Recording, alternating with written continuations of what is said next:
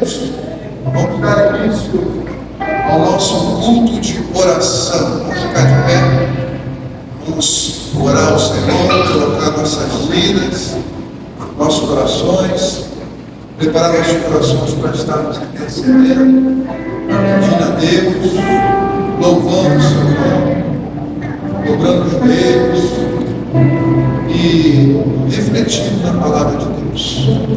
Oremos. Louvado seja o teu nome, Deus. Obrigado, Pai, por estarmos aqui na tua casa nesta noite, com o propósito de te buscar. Precisamos, Deus, da tua presença. Precisamos estar contigo, Senhor. Precisamos da tua palavra. Precisamos do teu Espírito Santo nos fortalecendo, nos consolando, aumentando a nossa fé a cada dia, nos dando força para esses tempos tão difíceis. Olha para cada um de nós. Deus, prepara nossos corações para estar na tua presença. Queremos iniciar orando, louvando, bendizendo, exaltando o teu nome que é santo, Senhor. Recebe o nosso louvor. Recebe, Pai amado, toque os nossos corações, nossas consciências. Abençoe aqueles que não puderem estar, os que talvez ainda estejam a caminho da igreja. Seja conosco nessa noite. Nós colocamos nossas vidas em tuas mãos e pedimos que o Espírito Santo dê a direção desse mundo. Tudo para a glória do Senhor Jesus. Amém. Amém, irmãos. Graças a Deus. Vamos estar louvando com o número 517.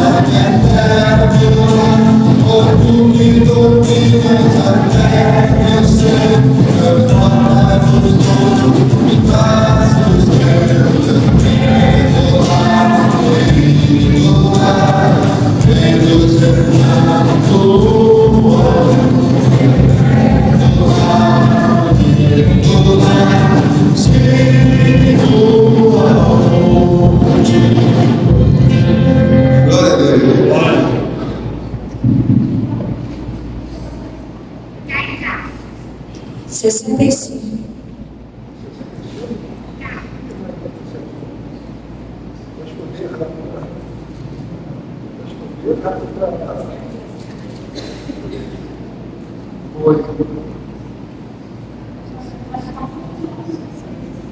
Comunicação recuperada. Jesus, o bem-amado. Não sei quantos lembram desse hino. 65. 65.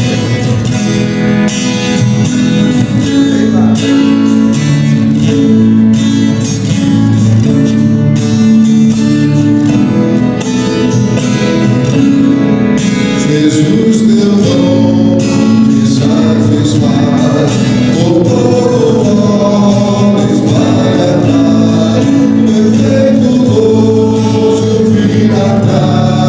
Jesus meu bem amado, Cristo nome de valor, Cristo forte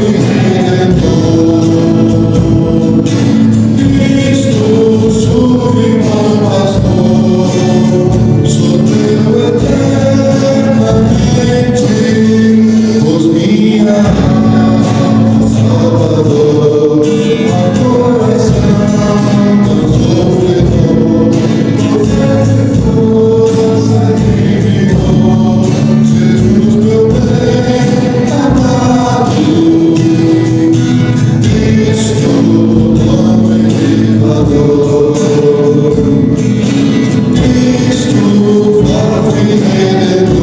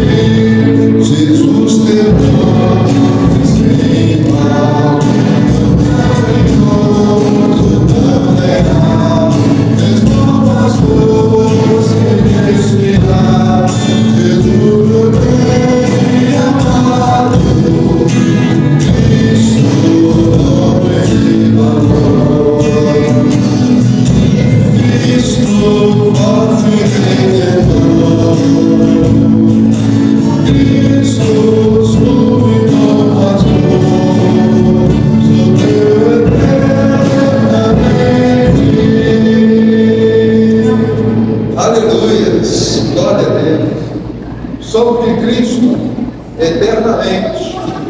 O amor de Deus por nós é eterno. Todo o plano de Deus para nós são planos eternos. Diferente do mundo, as coisas que o mundo oferece, planeja, são temporárias, passam. Mas as coisas que vêm de Deus têm garantia de gozo eterno. 236. 236.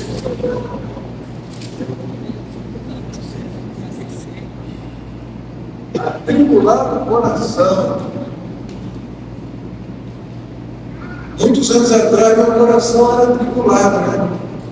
Daqueles que não conheciam Jesus. 236. Depois que Cristo entrou na nossa vida, nosso coração foi transformado em corações de paz. A presença de Jesus e a palavra traz alívio.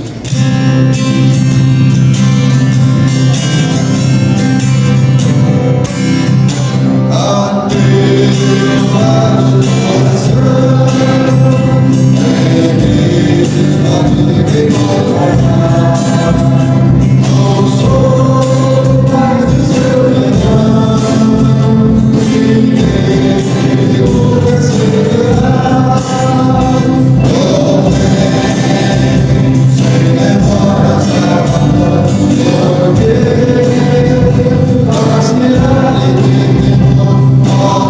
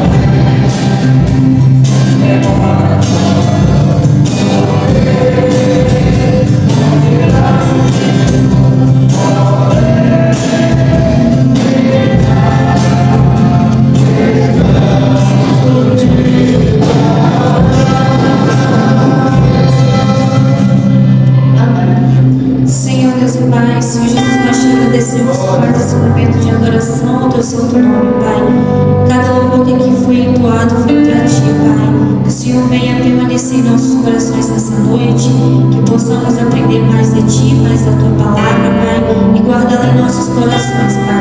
Fala, Senhor Jesus, continuamente a cada um de nós, meu Pai. Abençoa, Senhor Jesus, a nossa oração, Senhor Deus. Abençoa, Deus, a Tua palavra que será entregue aos nossos corações nessa noite. Abençoa este culto dessa noite, Pai. Que tudo que aqui seja louvado, feito, seja para a Tua honra, para a Tua glória, para o Teu louvor. Essa oração que eu te faço em nome do Senhor Jesus. Amém. Amém. Chama o irmão Valdelivo.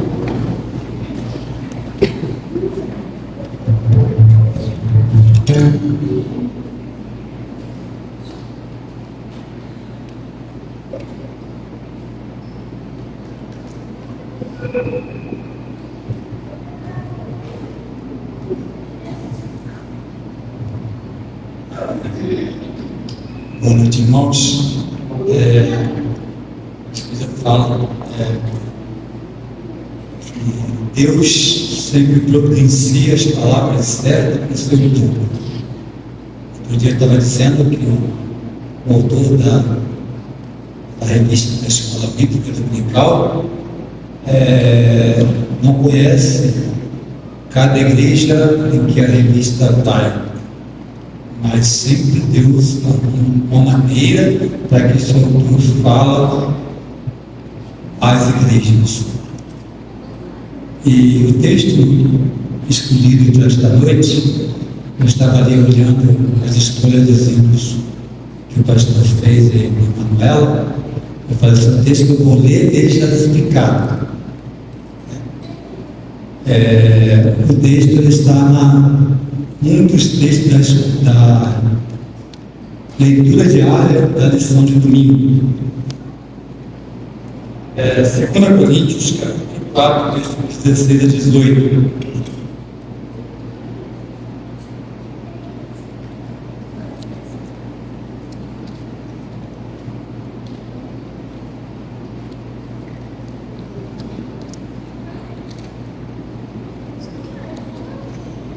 Segunda Coríntios, capítulo 4, versículos 16 a 18, diz o seguinte: portanto, não desanimamos, ainda que o nosso exterior esteja sendo desgastado, o nosso interior está em plena renovação, dia após dia, pois as nossas aflições leves e passageiras estão produzindo para nós uma glória incomparável, de valor eterno. Sendo assim, fixamos nossos olhos não naquilo que se pode enxergar, mas nos elementos que não são vistos, pois os visíveis são temporais, ao passo que os que não se veem são eternos. Nós vivemos dias difíceis, mas nós temos a palavra de Deus que nos garante. A Bíblia diz que o mundo passa e as suas concupiscências, mas aquele que faz a vontade de Deus permanece para sempre. Oremos. Senhor nosso Deus, querido Pai, nós agradecemos por esta noite que estamos, a tua palavra lida, nos escutado, porque o Senhor tem nos abençoado, o Senhor tem nos guiado, o Senhor tem nos protegido, o Senhor tem nos convidado para dia após dia seguir ao Senhor. Que possamos, Deus, ouvir a tua voz a cada dia, estarmos firmes na tua presença. Em Deus nosso pecado, nós oramos em nome de Jesus. Amém. Vamos passar a palavra para o pastor.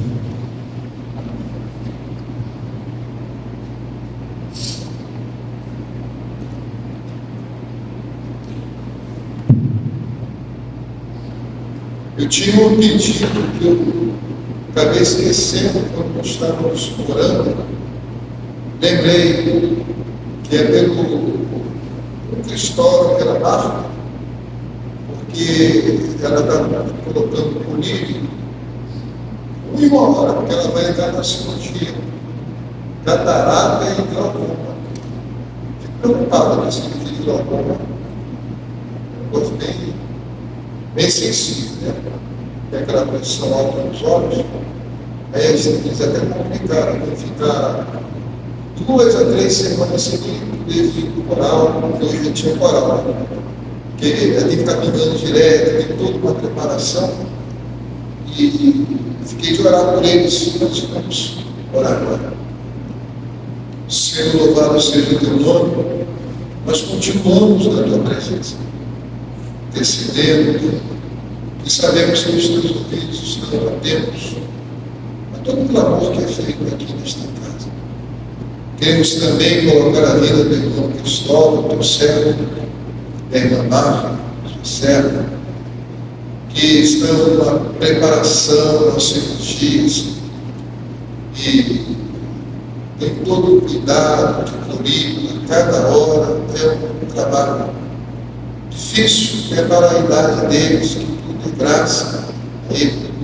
Cristóvão que está colocando clorido nos olhos da sua esposa, prepara-nos, ó Pai, para o momento da cirurgia, que tudo está bem, que não haja nenhum incidente, nenhum tipo de problema, Pai. Assim como tu deste vitória do irmão Cristóvão, como foi ele, que fez as tuas vistas, que tu possa dar também vitória para Marcos. Que ela sinta paz, não fique ansiosa, que é normal, não fique preocupada, mas possa descansar em ti. Que nós pedimos a ti que as tuas mãos estejam estendidas sobre a vida dela, para que tudo dê certo. Logo ela retorne a estar conosco aqui na igreja, como é de costume, te louvando, te adorando, ouvindo a tua voz. Cuida dele, Senhor Deus, desse casal abençoado, em nome de Jesus. Amém. Amém, irmãos? Nós vamos continuar meditando ainda naquele tempo. Já estamos com tempão. Tempão, rima com regenera. Que dica, né? Tem uma bicha. Tempão com regeneração, amém? Os irmãos tiveram o privilégio de estar no retiro, viram as ministrações do pastor Adnei. Como já falei, pastor Adnei é meu pai na fé. Quando me converti, fui colocado lá no Grupo Sião, ele era o líder, embora bem jovem, bem precoce mesmo. Eu ali comecei as minhas meu primeiro aprendizado de pregação foi com ele. E se perceberam que ele dá um tema, mas ele abre um leque gigante em cima do tema. Porque o tema central do retiro foi essa aí, cara, santificação. E o texto? Hebreus 12, que diz: seguir sem o qual? Por isso que é bom inculcar a palavra, né? E vocês viram que ele abriu vários leques de subtemas, tudo envolvendo a santificação. E eu também tenho esse costume, eu pego o tema, abro vários leques, é como que fosse, já viram o Sol, tem planeta que fica orbitando, a gente fica orbitando vários temas, subtemas em cima de um tema maior. E nós ficamos bastante tempo, nas quartas-feiras, meditando sobre o verdadeiro Evangelho. Se não me engano, foi 4 ou 5 domingos sobre o tema também, santificação. Agora vamos ver se o pessoal lembra. O tema que eu dei foi santificação sob a ótica 2. Quem falou puritano? Isso, sob a ótica dos puritanos, que foram homens que deixaram grandes legados na história cristã, de vida com Deus, de oração, de temor, de vida em comunidade. Pessoas assim, que a gente, quando vê os vídeos, os filmes, mensagens, a gente fica sentindo como pequeno. Meu Deus, chegaram num nível tão alto. Eu olho para mim, meu nível está tão pequeno. Teve homens aí que chegou a ler a Bíblia 200 vezes. Sabe por que ele lia a Bíblia toda 200 vezes? Eu estou agora na 16ª, né? Minha decisão não é nada. Hora de oração diária, então eles tinham toda uma prática de vida que marcaram a geração deles, né? E muitos homens se destacaram na história. E nós estudamos bastante alguns deles. E nas quartas-feiras, dentro do tema sobre o Evangelho da Salvação, vimos várias coisas. Aí nós entramos na regeneração, né?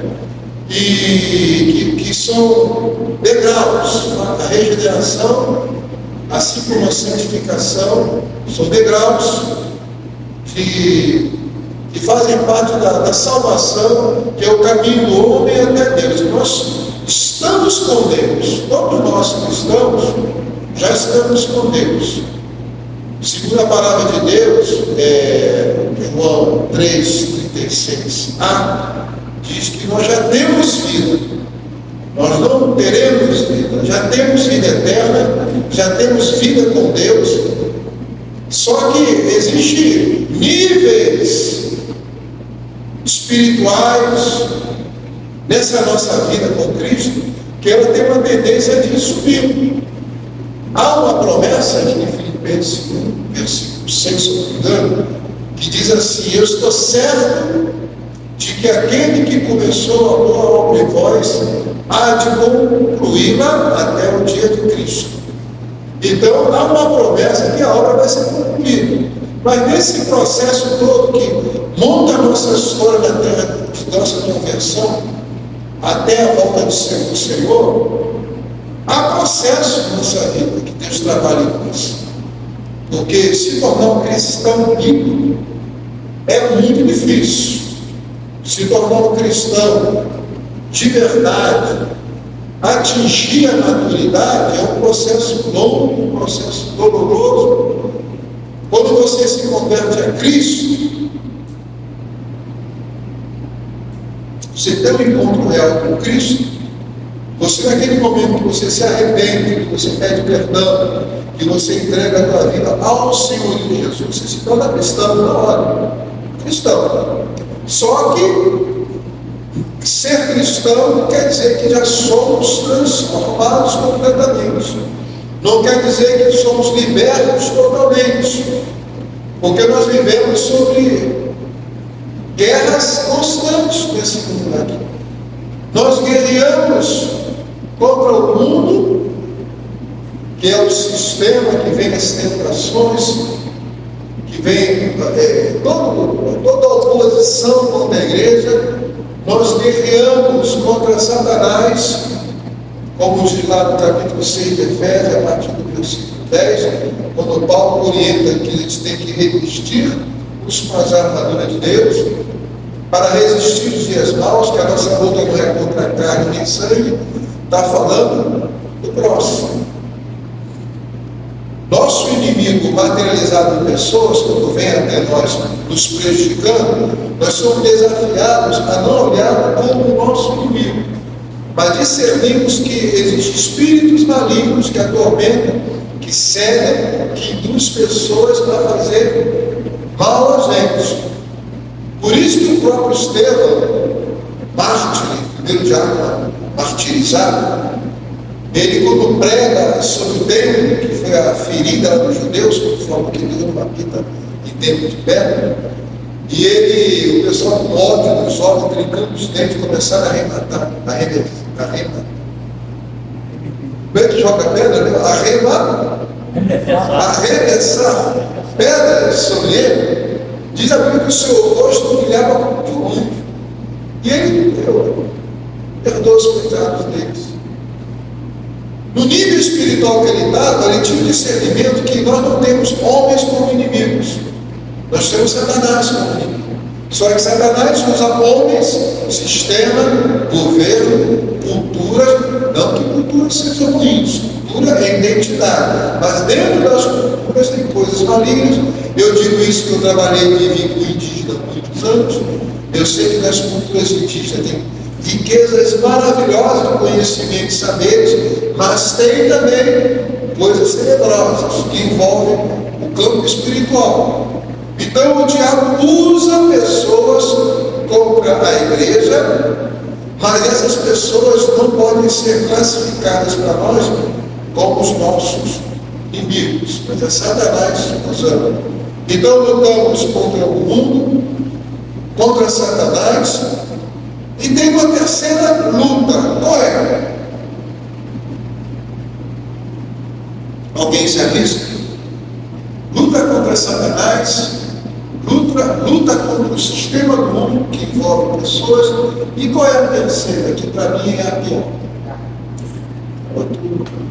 A luta contra a carne. Agora a carne é a nossa natureza, que a Bíblia, ela não se contradiz, que às vezes as pessoas leem sem entender o contexto. A nossa luta é contra a carne. Ué, e como é carne peca? Não. Está falando de carne, pessoas. Por isso nós temos que amar e perdoar. Mas a nossa luta contra a carne é a nossa natureza, que é corrompida e totalmente depravada. A nossa natureza não gosta de Deus. A nossa natureza luta contra o Espírito que está em nós. Tenta nos dominar, nos levar para um lado contrário lá do Espírito. E essa luta é a mais difícil. O próprio Paulo retrata isso quando ele fala mesmo: miserável que eu sou, quem me libertará desse fogo do pecado, da morte? Que o bem que eu quero fazer eu não faço, mas o mal que eu quero eu faço. Porque a nossa carne ela tem um poder muito grande sobre nós.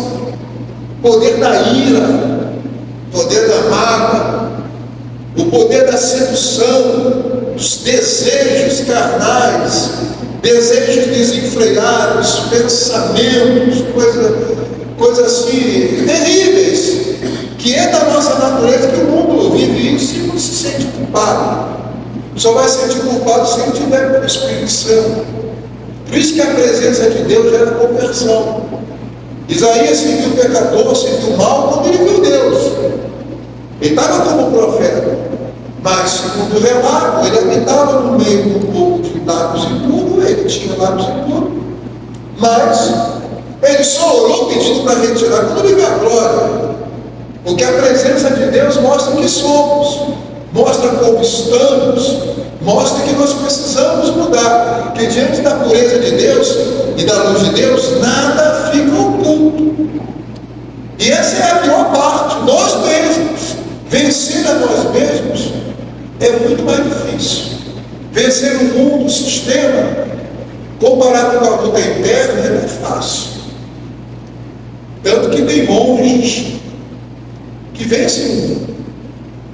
Tem freiras enclausuradas. Eu conheci freiras, tem um amigo meu monge, beneditino, que canta em mim. Ele faz um canto gregoriano, foi meu amigo quando eu era católico. E eu já conheci vários, né? Já estive em mosteiro, já estive em convento. Eu amava estar em mosteiro. É um assentimento de paz, uma coisa, é um ambiente fora de série. Gente, ambiente faz diferença. Quando o ambiente é tudo consagrado para Deus, quando aquele ambiente não entra coisas impuras e se consegue manter todo um padrão, santificação, o que é santificação? Você separar aquilo com um propósito. Quando você entra, você sente uma diferença. Assim como você entra numa casa carregada, que você sente algo estranho. Quem já entrou no local e sentiu um arrepio? Coisa estranha. Eu já entrei em casas que eu me senti mal. Era a sensação de a gente me olhando. Que são ambiente espiritual. Eu já entrei em lugares que eu senti uma coisa tão leve. Então isso faz muita diferença. E essas pessoas que são enclausuradas, elas venceram o sistema.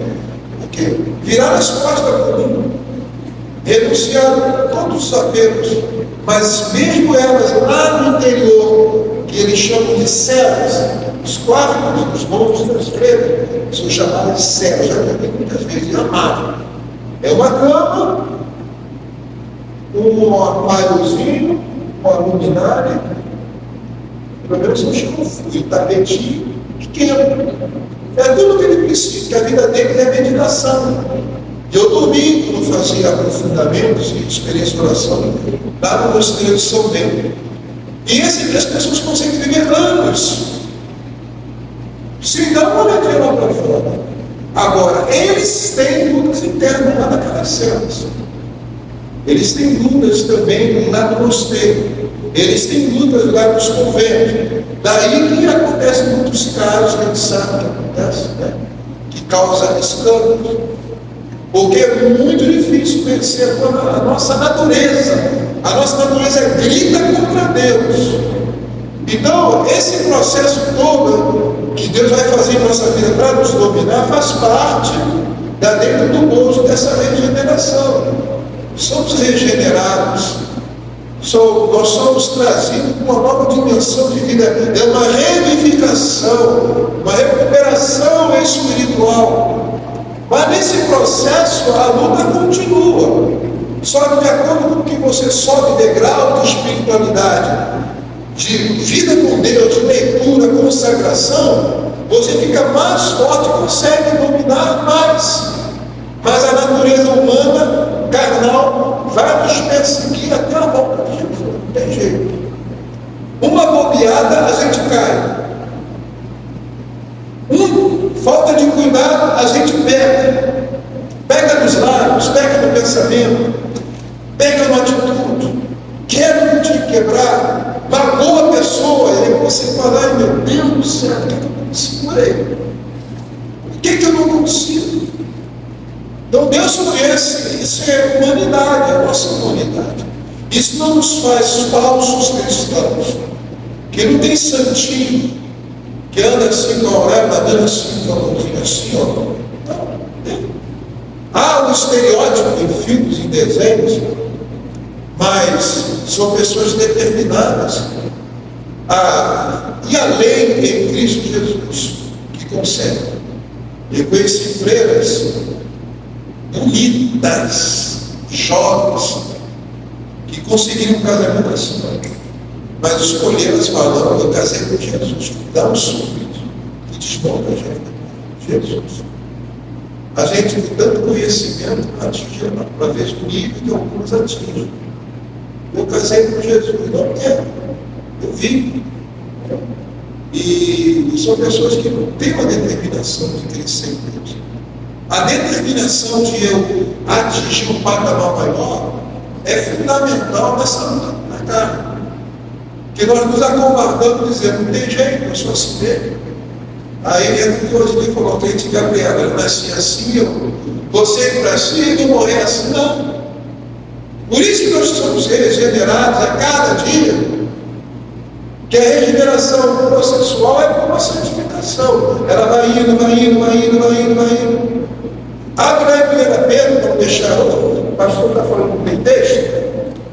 Eu ler um textozinho, né, que eu gosto de usar esse texto. 1 Pedro 1, versículo, deixa eu ver. Se é que eu não errei, porque eu acho que eu isso. 1 Pedro 1, versículo 3.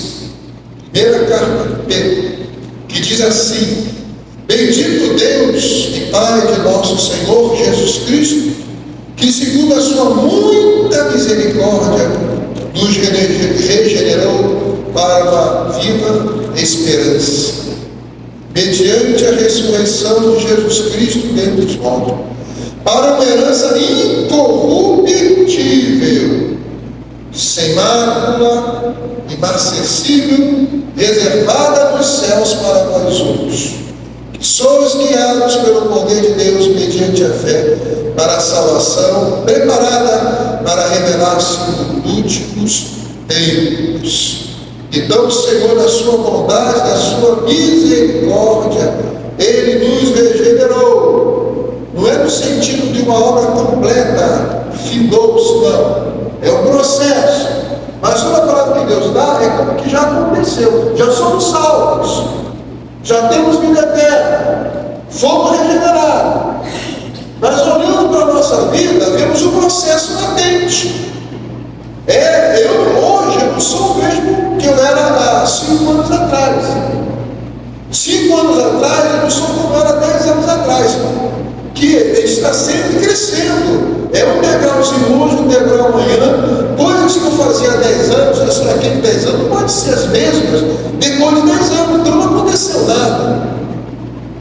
Vivamos de acordo com o que alcancemos. Então não pode a pessoa ficar 30, 40 anos na fé da mesma forma como ele se converteu. Então ele não está buscando. Então precisamos entender e ter a nossa consciência sobre essas coisas. Então nós vimos um monte de coisa naquelas semanas e eu parei aqui, né? Dei o exemplo como uma tipologia do vale dos ossos secos.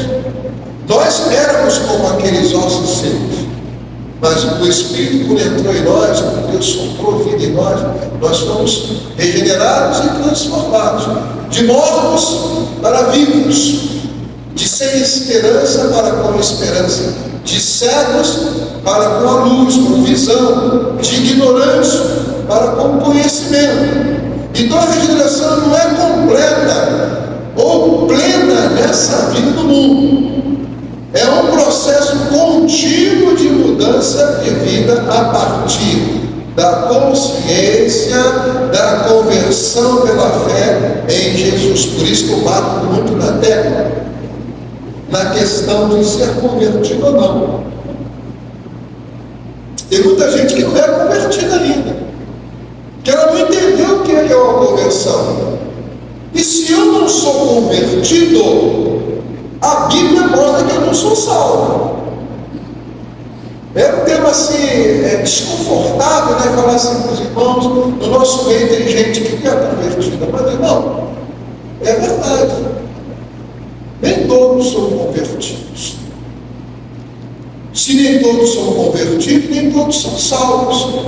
Mas na igreja há sempre palavra de salvação. Há sempre esclarecimento, oportunidades. Eu sou um pastor que não costumo fazer apelo. Quem quiser Jesus, vem à frente. Eu não sou contra quem faz. Já fiz no passado, parei de fazer. Porque a pessoa, quando realmente é impactada pela palavra, ela se converte até sem fazer um apelo. Até porque apelo, biblicamente, não existe. Gente que criou. É errado? Não. É um empurrãozinho, é uma ajuda, porque eu tive experiência, isso que eu contei aqui. Eu estava no carro indo no centro de recuperação lá de Austin, não sei quem conhece Austin, Machado, é lá onde o vento faz a curva. Estava eu, o pastor, que é o líder lá do centro de recuperação, estou descendo. Aí tinha um casal atrás, no banco de trás, e falou assim: pastor Vinícius, você conhece esse casal aí? Eu conheci lá atrás. Eu falei: não, prazer. Aí o casal deu um sorriso tão gostoso, tipo assim, mas nós te conhecemos. Aí o pastor riu, fala para ele. Aí o casal falou assim: não, domingo quando você pregou lá em do amor, nós aceitamos Jesus. Eu não fiz apelo, nós nos convertemos. Eu falei: olha, deu uma alegria na hora. Eu falei: meu Deus, eu penso, quantas pessoas, às vezes você ganhou com Jesus e não sabe. Você testemunhou, você conversou com a pessoa, falou de Jesus, a pessoa não deu aquele resultado na hora. Mas a palavra entrou aqui, ela começa a germinar. E se encontrar uma terra fértil, um coração aberto, pode gerar conversão sem você saber. Eu achei aquilo tão legal, tão experiência tão boa, eu não fiz apelo. A minha dá vontade de mim aqui, dá vontade de fazer apelo. Mas olha, só tem crente, eu não vou apelar aqui. Mas, às vezes, tem um crente que ainda não ama Jesus. Mas estão sempre abertos aí, porque Deus tem falado muito aqui, por boca de vários pregadores, que Deus nos quer convertidos para Ele. E a minha missão enquanto pastor é levar as pessoas a essa conversão. Eu sei que quem convence do pecado, da justiça e do juízo é o Espírito Santo, mas ele precisa de vozes, de pregadores que não têm medo de pregar a verdade. Se você tem medo de pregar a verdade, você quer peneirar, lapidar a palavra no manual, você não vai ganhar ninguém, você tem que pregar a verdade. Os sermões mais duros da Bíblia foram de Jesus. Jesus deu cada sermão que se eu desse aqui vai ser expulso. Olha, se eu chegasse aqui e falar assim: os ai de Jesus, arrepia. Quando começa no ai de ti, Corazinho, ai de ti, Betissá, ai de ti, sepulcros caiados e portas, quem tirou do destino do inferno? Meu Deus! Jesus não amava? Não, a verdade ela bate, mas ela cura, ela liberta. E é com a verdade que vai gerar no coração a conversão. Amém, irmãos? Os irmãos estão me entendendo? Sim ou não? Sim, né? Então, na parte da consciência, a conversão fez Jesus do conhecimento da verdade. O que está escrito em João 8,32? Quem sabe que qual? João 8,32. E a verdade vos libertará. Esse aí era o versículo do presidente Bolsonaro, né? Da busca pessoal a Deus, na oração, na meditação, na comunhão do corpo. Esse processo dá em ritmos diferentes. Quem é que faz o ritmo? É Deus ou somos nós? Somos nós. Uma experiência minha, quando eu me converti, eu fiquei apaixonado por pregador. Eu vi um pregador que ficava olhando a maneira de pegar na Bíblia, tem uns que fazia para a Bíblia assim, se enrolar. Aí eu vi o Adnei pregando, o Adnei com 23 anos pregando. Eu também tinha só uma nova, um pouco de medo. Eu vi o jovem pregando com o Senhor, eu falei, meu Deus, coisa bacana, como é que eu faço isso? Eu queria ser pregador, mas não sabia nada de Bíblia, só o João 3,16 está aqui se me conhecer. Acho que até eu me conheço, porque Deus amou a alma dele. Aí veio meu coração assim, eu quero, e eu vou lutar para isso. Eu comecei a orar. Senhor, me ensina a pregar, me ensina a pregar. Mas, irmão, eu busquei todo mundo. Buscava pouco, orava, eu quero aprender. Esse meu esforço, essa minha busca, essa minha vontade, e a certeza que Deus iria me ouvir, me levou a acontecer algo que não é comum. 9 meses eu já estava pregando. Novo convertido em 9 meses. Aí um dia Deus tocou uma tia assim: avisa ao grupo que vamos fazer um esquema diferente. Dia tal, cada um sionita quem era de Sião vai pregar. Aí o cara que pensou assim, tinha lá os bambambam. Aí eu ajudei, meu nome não era Vinícius, era Marcelo 2, para tia agora é Marcelo. Ele virou assim, e quem vai primeiro a pregar é o Marcelo 2, eu quase na calma. Deus escutou pedindo, você vai pregar, né? Tá, fui para casa já nervoso, e orando, Deus, e agora eu vou. Preparei meus bolsos eram horríveis, era desse tamanho, barba assim, de navio, aquela coisa toda. Fui pregar, preguei. Teve gente que sentou para rir, eu lembro, o pessoal acena. O pessoal vem ficar assim ligado, achando, vai falar bobagem. Eu cheguei no grupo, ela tinha muita gíria, né? Eu lembro que o pessoal sentou assim, ó. Aí eu falei assim, tem quadro, quem é que riu? Quadro? Eu falei, tem, aí botou o quadro lá, tem registro. Ô pessoal, o que vai sair desse camarada? E eu comecei a pregar. O tema da minha primeira pregação da minha vida foi sobre o nascimento de Jesus e a paternidade de José. Eu sei que aos pouquinhos os vídeos começou a parar, começou a ficar sério. 2 ou 3 se levantou para me contradizer, já se levantou até o meu irmão. Quando eu terminei o sermão, o Adnei falou para mim uma coisa que eu nem sabia que era, na época, não hoje é xingamento. Ele falou, esse aí é o futuro Caifás, esse Caifás por 2, pelo amor de Deus. Que Caifás era quase o ícone evangélico, né? O que é Caifás? Eu fui pesquisar. Aí tá, no mesmo dia, irmão, você prepara para um estudo sobre Páscoa, encomenda, irmão, 9 meses, você não sabe nem pegar a Bíblia. Busquei, quando você busca algo, e Deus vem intensidade, é como que Deus acelera o teu processo. Aí, em um ano e pouco depois, eu representei um grupo pregando no congresso de templo, uma igreja nova que é assim, como eu vi, vontade de ir embora. Por que isso? Deus escolheu ser melhor? Não, eu busquei com mais intensidade. Ninguém nasce sabendo pregar, sabendo orar, sabendo nada, mas se você fala, Senhor, eis-me aqui, me ensina, Deus começa a te encher. Isso acontece não só na obra, também na questão de crescimento espiritual. Você começa a orar, eu quero ser um de oração, quero ser uma de oração, começa a orar. Lá a gente trancava o quarto, botava as ferramentas, era 4 a 6 6 horas de intercessão direta. Eu fazia uma lista com todos os nomes, orava direto, saia de lá suado. Então, com essas buscas, foi acelerando todo o processo de crescimento e amadurecimento. Se eu ficasse incomodado, não sei pregar, não pregar, não passa para outro. Eu não sei orar, não chama outro. Eu ia ficar até hoje a mesma pessoa. E esse crescimento que vem do conhecimento, ele acelera o processo de amadurecimento espiritual. Então você começa a ser espiritual, você começa a discernir o mundo espiritual, você começa a ter uma visão diferenciada, Deus vai começar a trabalhar em você a mais tolerância, você começa a entender a piedade, você começa a entender a misericórdia, você começa a aprender a sofrer, a chorar, a coisas que o homem carnal não faz. O crente carnal reclama, murmura, chuta a bola, joga a Bíblia fora, eu vou dar um tempo de igreja, eu não vou mais fazer mais nada. Mas quando você é espiritual, você discerne, você consegue passar por esse momento sem descer o seu nível espiritual. E desde o grupo Sião, irmãos, eu nunca fiquei parado no banco de igreja. Sempre trabalhei muito antes de eu ser pastor.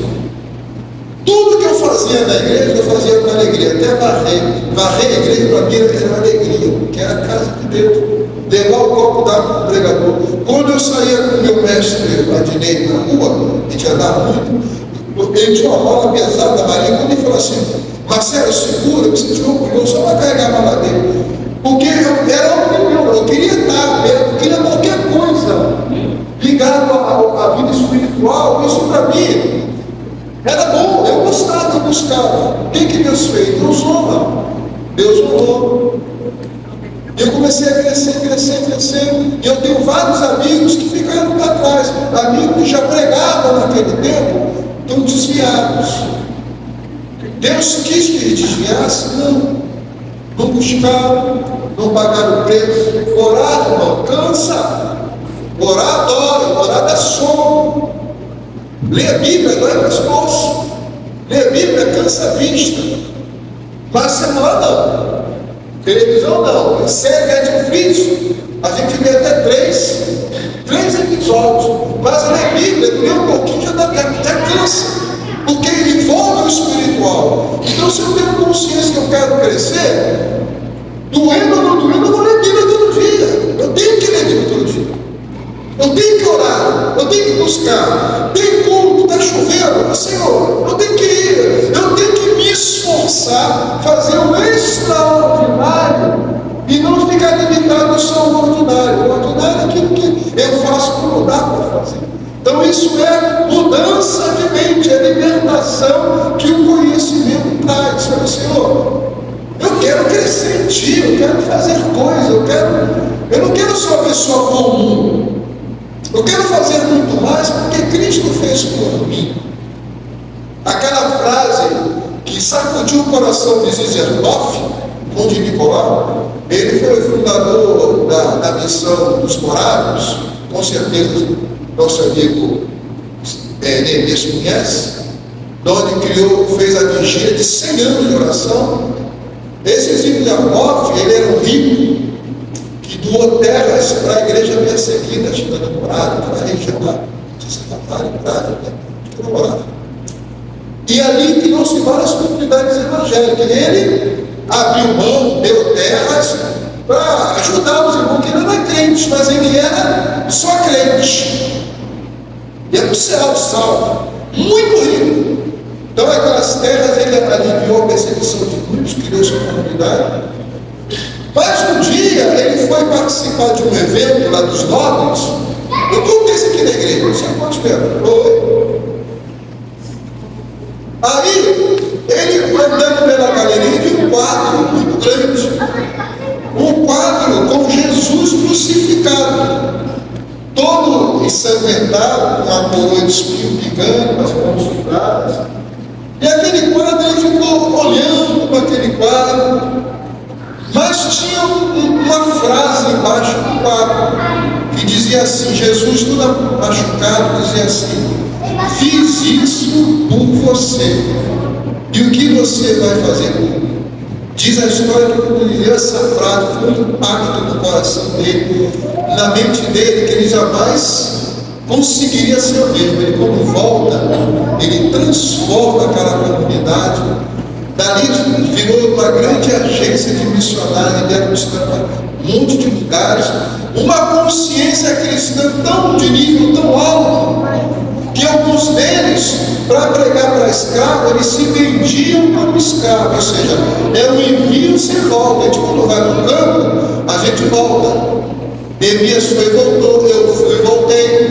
Mas você se vender como escravo é você pegar o bilhete de ida e não voltar mais. É você virar escravo, estar junto dos escravos, comendo com os escravos, sofrendo com os escravos. Você levar o evangelho para os escravos serem livres por Cristo.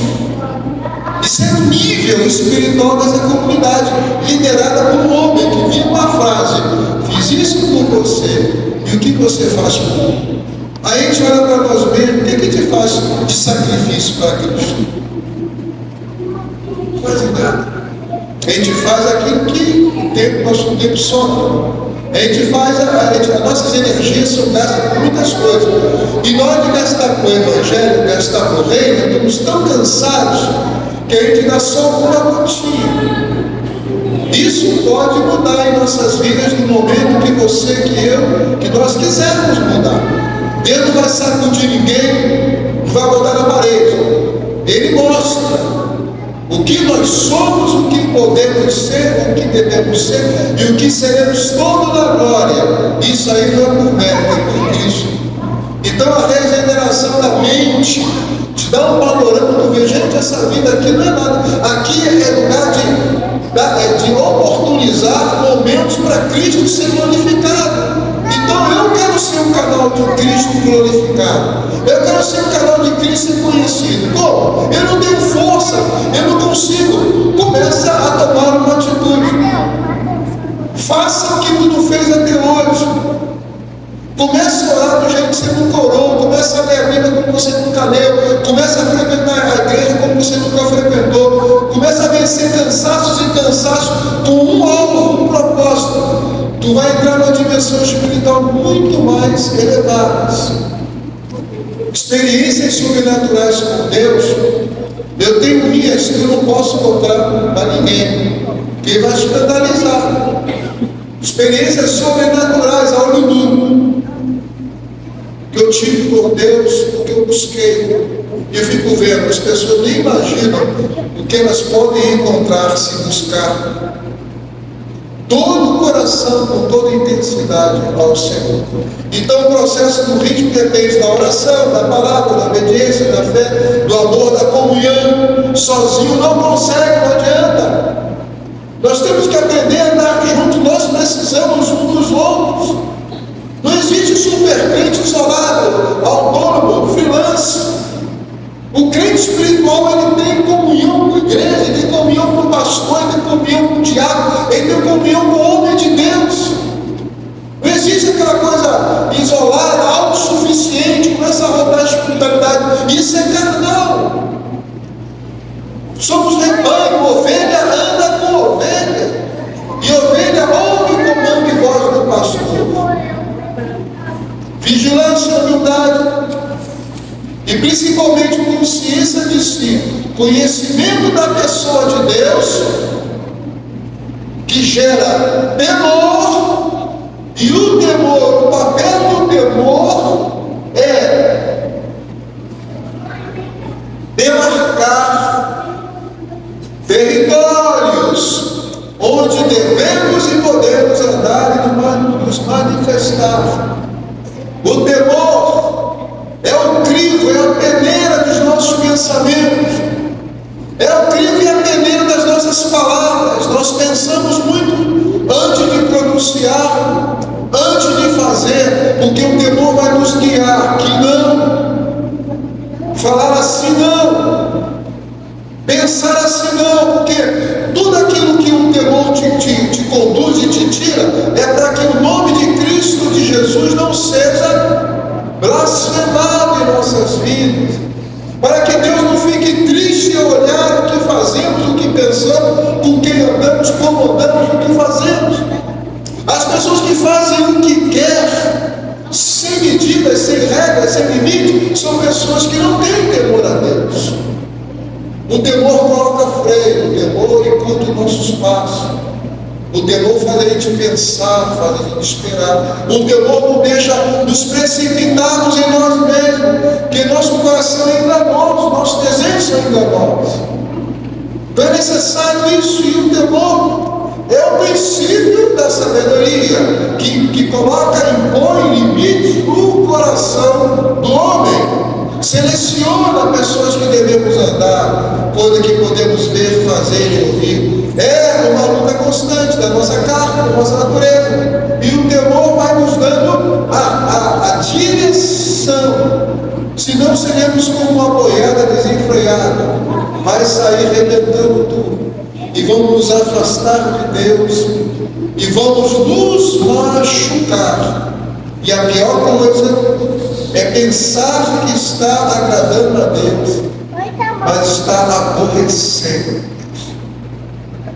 Deus. Tem 2 minutos. Ih, cadê meu relógio? O relógio quebrou. Não, eu tenho 4 minutos, esse aqui vale. Nós pregamos domingo à noite, citamos aquela passagem de capítulo de Isaías.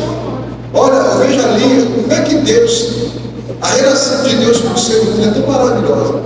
Deus fala assim, em amor: eu estou cansado das vossas solenidades. Gente, isso é muito sério. Eu estou cansado das vossas celebrações, das vossas festas de lua nova. Quem sequer que deu ordem ou permitiu que entrassem nos meus atos? Eu estou cansado dos vossos sacrifícios, das vossas ovelhas. Mas, Senhor, a tua palavra, a lei manda que façamos isso. Foi tu que determinaste as festas, as cerimônias, os sacrifícios. Deus, não, porque as vossas mãos estão contaminadas com sangue. Então não adianta fazer, primeiro eu tenho que ser de Deus. Fazer coisas para Deus é muito fácil, mas andar com Deus é difícil. Permanecer na presença de Deus, como diz o Salmo: quem subirá ao monte do Senhor? Quem há de permanecer no santo lugar? Uma coisa é você até chegar perto, até entrar, mas para permanecer tem que seguir as normas de Deus. Primeiro impacto, primeira visão, muito boa.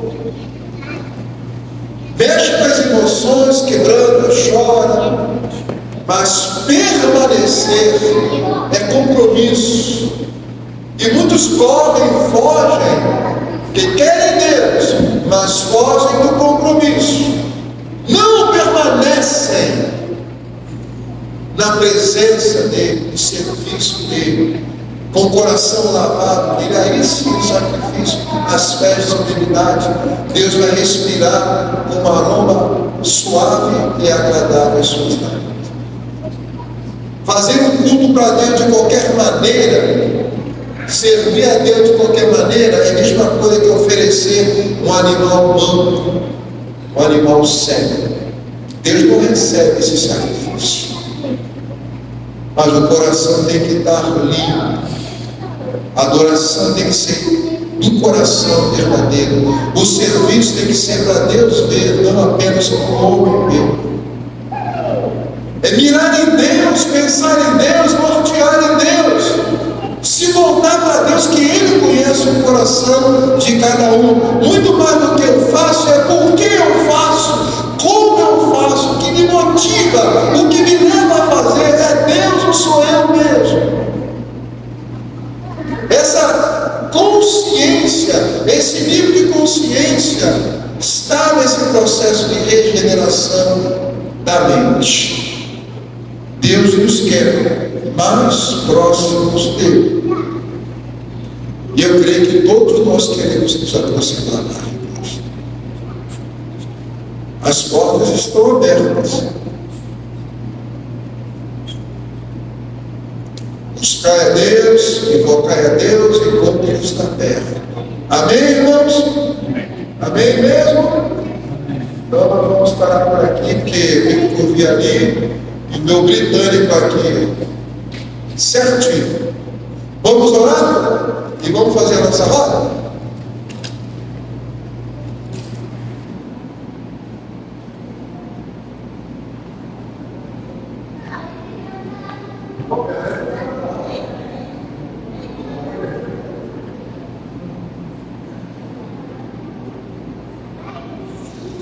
Amém, glória a Deus.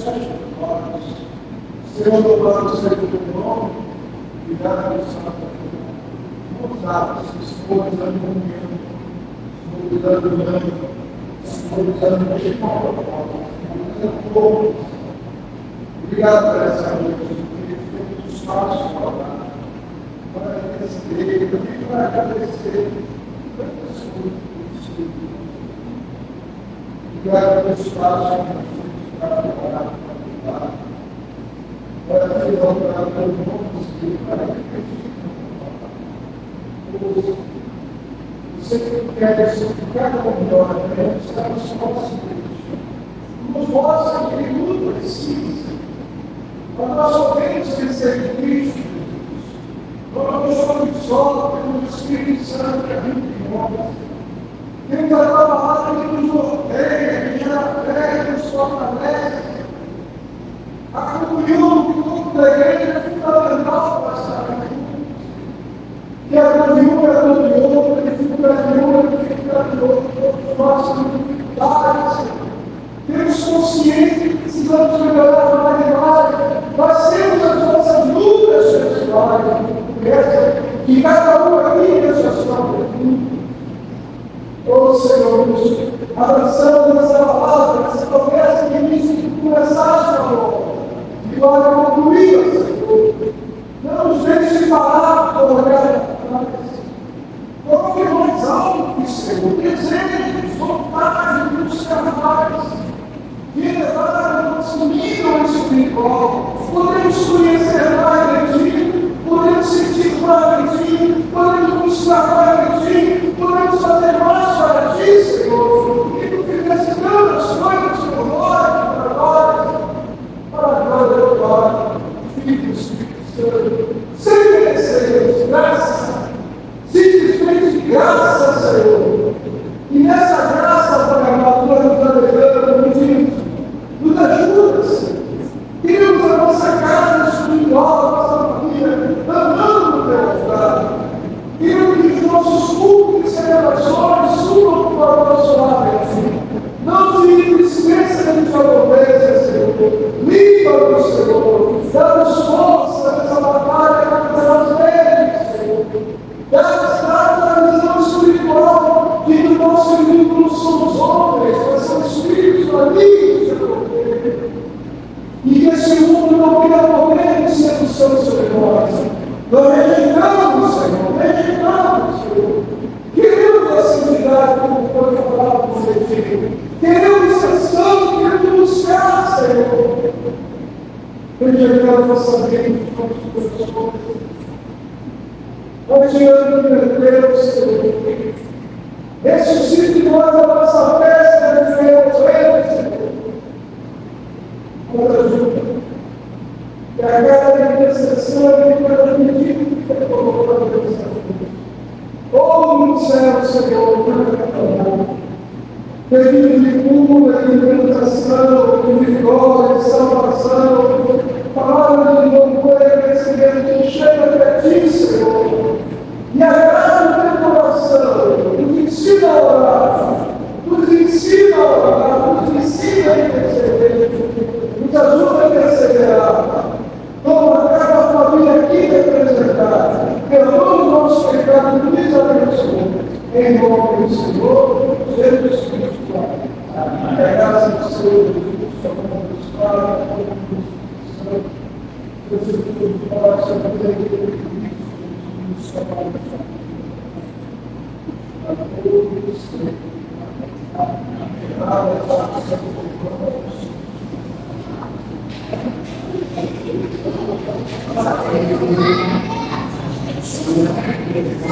Para